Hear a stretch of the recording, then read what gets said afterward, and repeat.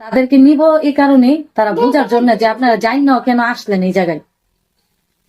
তো আমাদেরকে সুন্দর করে ছাইরা দেওয়া হয়েছে আর ছেলেদেরকে দইরা নিয়ে গেছে। তো 15 দিনের কইরা জেল দেওয়া হয়েছে ছেলেদেরকে।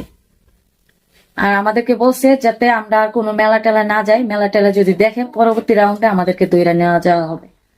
তারপর আমরা বলছি আচ্ছা ঠিক আছে ম্যাডাম, আমরা আর আসবো না, যেহেতু মেলার পারমিশন নাই, বাংলাদেশে এখন এই সমস্যা হইতেছে।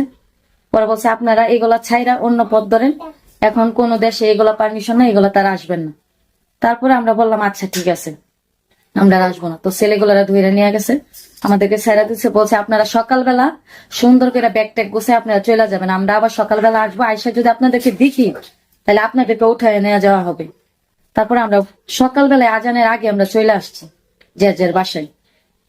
তো দর্শক ভাইয়েরা আপুরা, আপনারা অবশ্যই এটা ফেসবুকে ছাড়া হয়েছে, ইউটিউবে ছাড়া হয়েছে, আপনারা অবশ্যই দেখতে পারবেন।